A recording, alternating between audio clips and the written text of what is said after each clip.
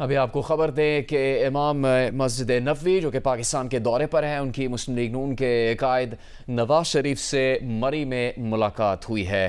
مسجد نبوی کے امام دورہ پاکستان پر ہیں۔ اس 7 روزہ دورے میں ان کی اہم شخصیات سے ملاقات ہو چکی ہے۔ قومی اسمبلی کا اجلاس جس وقت جاری تھا اس وقت بھی اس میں انہوں نے شرکت کی مہمانوں کی گیلری میں، اور اس وقت تازہ ترین خبر ہے ان کی مسلم لیگ نون کے قائد نواز شریف سے مری میں ملاقات ہوئی ہے۔ مسجد نبوی کے امام پاکستان کے دورے پر ہیں، مختلف اہم شخصیات سے ان کی ملاقاتیں جاری ہیں۔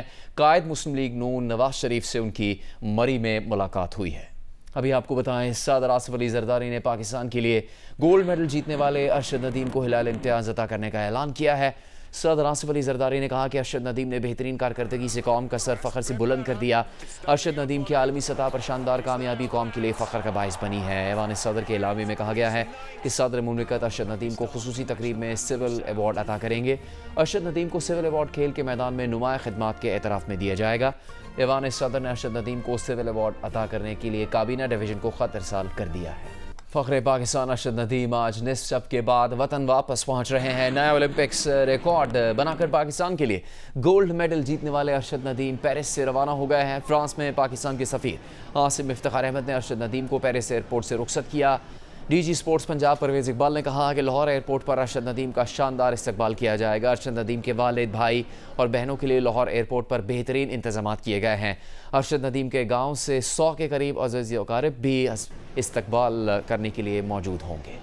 اولمپئن ارشد ندیم کے استقبال کے لیے اہل خانہ اور دوست احباب میاں چنوں سے لاہور کے لیے روانہ ہو گئے ہیں۔ کئی بسوں اور کاروں پر مشتمل قافلہ لاہور ایئرپورٹ پر شاندار استقبال کرے گا۔ اولمپئن ارشد ندیم آج رات 1 بجے لاہور ایئرپورٹ پہنچیں گے۔ ہم بات کریں گے میاں چنوں میں جیو نیوز کے نمائندے راؤ قمر سے۔ راؤ قمر، کیا تیاریاں کی گئی ہیں؟ کتنے افراد میاں چنوں سے لاہور پہنچ رہے ہیں؟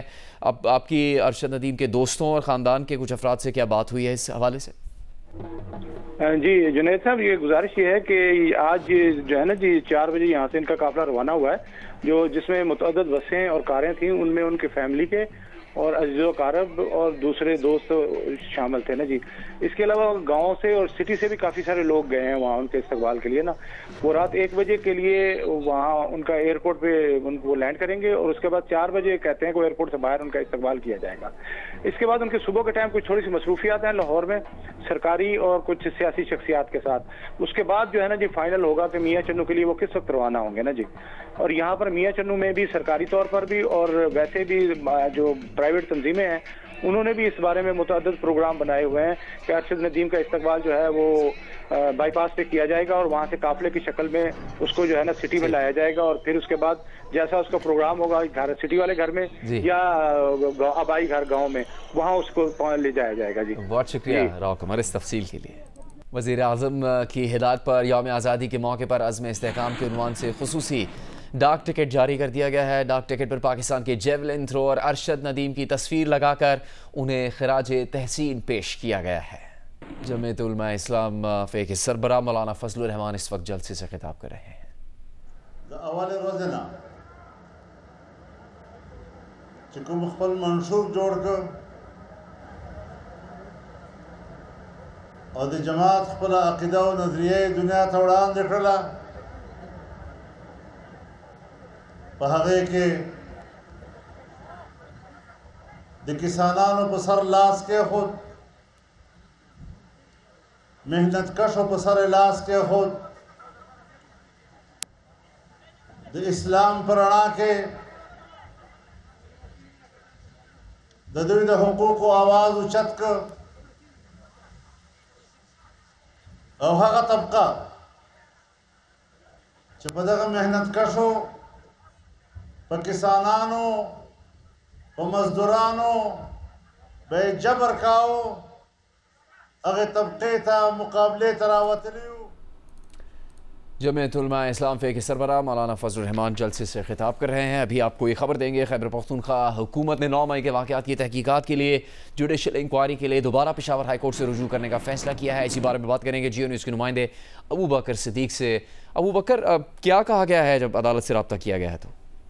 دیکھیں جی 9 مئی جوڈیشل واقعات کے حوالے سے جو ہے جو درخواست اس سے قبل ایڈوکیٹ جنرل نے پشاور ہائی کورٹ کو دی تھی تو اس پہ اعتراضات لگائے گئے تھے اور اس درخواست کو جو ہے وہ واپس کیا گیا تھا. اب خیبر پختونخوا حکومت نے جوڈیشل انکوائری کے لیے دوبارہ عدالت سے رجوع کرنے کا فیصلہ کیا ہے. وزیر قانون خیبر پختونخوا آفتاب عالم نے جیو نیوز کو بتایا کہ جوڈیشل کمیشن کے لیے ہائی کورٹ کو دوبارہ خط لکھا جائے گا اور جن نکات پر ہائی کورٹ کی جانب سے اعتراضات اٹھائے گئے تھے تو وہ دور کر کے خط ارسال کیا جائے گا اور یہ خط جو ہے کابینہ سے اس کی منظوری لی جائے گی اور اس کے بعد باضابطہ طور پر یہ خط جو ہے یہ دوبارہ عدالت کو جو ہے وہ ارسال کیا جائے گا. اس سے قبل بھی ایڈوکیٹ جنرل خیبر پختونخوا نے جوڈیشل کمیشن کی انکوائری کے لیے ایک خط لکھا تھا پشاور ہائی کورٹ کو, جس کے بعد پشاور ہائی کورٹ کی جانب سے جو ہے وہ دوبارہ اس خط کے جواب میں انہیں بتایا گیا کہ ایڈوکیٹ جنرل کا درخواست جو ہے وہ زیر غور نہیں لایا جا سکتا اور انہیں یہ بات بھی سامنے آئی تھی کہ درخواست کی موجودہ صورت جو ہے وہ Khyber Pakhtunkhwa government rules of business 1985 کی خلاف ورزی ہے اور اسی وجہ سے جو ہے یہ درخواست جو ہے یہ وہ واپس کر دی گئی تھی. اب خیبر پختونخوا حکومت نے دوبارہ یہ فیصلہ کیا ہے کہ ایک دوسرا لیٹر جو ہے وہ تیار کیا جائے گا اور اس کو جوڈیشل انکوائری کے حوالے سے پشاور ہائی کورٹ کو ارسال کیا جائے گا. بہت شکریہ اس معلومات کے لیے ابو بکر صدیق. خیبر پختونخوا حکومت نے 9 مئی کے واقعات کی تحقیقات کے لیے جوڈیشل انکوائری کے لیے دوبارہ پشاور ہائی کورٹ سے رجوع کرنے کا فیصلہ کر لیا ہے. بلیٹن میں ایک بار پھر خوش آمدید. مولانا فضل الرحمان مردان میں اس وقت جلسے سے خطاب کر رہے ہیں. پاکستان کو اپنا گھر سمجھا, اس گھر کو خوشحال رکھنا, اس کو اپنا عقیدہ بنایا, اس کو اپنا نظریہ بنایا. لیکن مجھے یاد ہے جمعیت علماء اسلام کے پشاور صوبے کے مرکز میں ایک کنونشن تھا 2017 میں نے یہ بات کہی تھی. آپ میں سے بہت سے دوست شاید اس وقت موجود بھی ہوں, اگر ان کو یاد نہ ہو میں یاد دلانا چاہتا ہوں کہ میں نے کہا کہ امریکہ اور مغربی دنیا کی اس وقت ترجیحات یہ ہیں کہ دنیا میں ایک نئی جغرافیائی تقسیم داب رکھنے کے لیے کہ اس کی شادابی پاکستان کے چہرے کی شادابی ہے.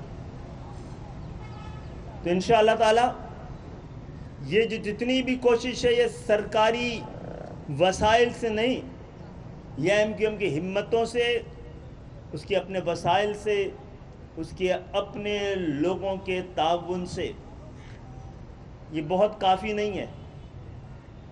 لیکن یہ ہماری خوشگوانی بھی ہوگی, اندازہ بھی ہوگا اور یہ ہمارا یقین بھی ہوگا.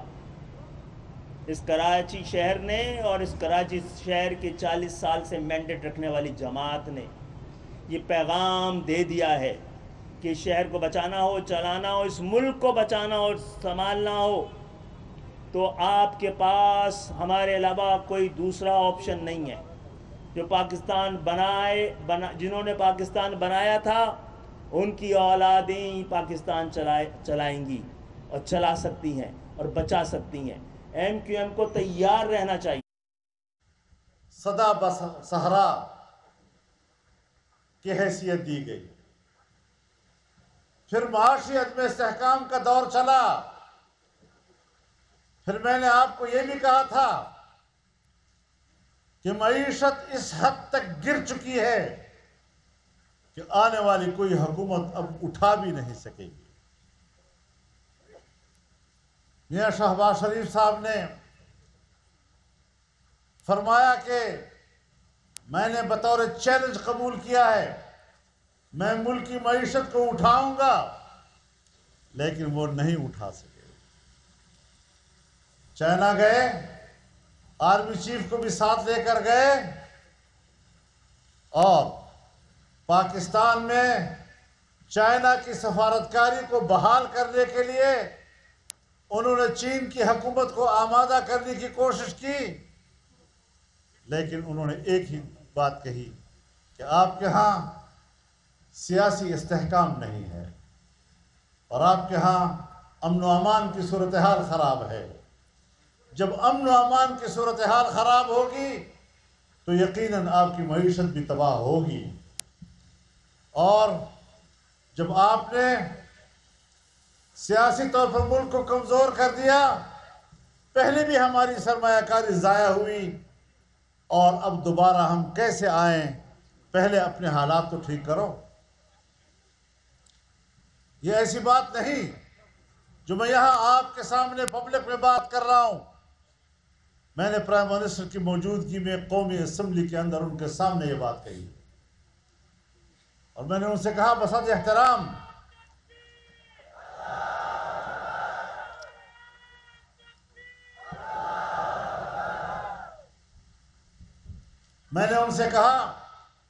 एहतराम आप दोनों चाइना गए, लेकिन आप तस्लीम करें कि आप कामयाब होकर वापस नहीं आए। वहां पर चीन के सदर ने जिस पैराए में गुफ्तगू की थी, उसके बाद चीन के एक मिनिस्टर आए और यहाँ इस्लामाबाद में तमाम सियासी जमातों के नुमाइंदों से बात की। उसमें भी हमने पाकिस्तान के अंदर उनकी सरमायाकारी को खुशामदीद कहा, उनके मजबूत ताल्लुक़ का तज़किरा किया। उन्होंने इसकी नफ़ी नहीं की, लेकिन ये बात ज़रूर कही कि आपके यहाँ सियासी अदम इस्तेहकाम भी है और आपके यहाँ सियासी तौर पर, माशी तौर पर भी इस्तेहकाम नहीं है, अमन व अमान की सूरत हाल भी ख़राब है। पहले इनको ठीक तो करो ताकि हम आ सकें। मेरे मोहतरम दोस्तों, अब इन मुश्किलात में जाहिर है कि हमने मुल्क को भी बचाना है, इस मुल्क को ताकतवर देखना है और जाहिर है जमीयत उलमा इस्लाम जब तक अपने किसानों से राब्ता नहीं करेगी, अपने ताजरों से राब्ता नहीं करेगी, अपने मजदूरों से राब्ता नहीं करेगी, उनको एतमाद नहीं दिलाएगी, उनका एतमाद बहाल नहीं करेगी। आपने देखा इस साल अभी हमने फसल नहीं उठाई थी, गैर ज़रूरी तौर पर बाहर से गंदम क्यों मंगवाया गया? और इतना गंदम मंगवाया गया कि यहाँ के किसान की फसल उनके घर में रह गई।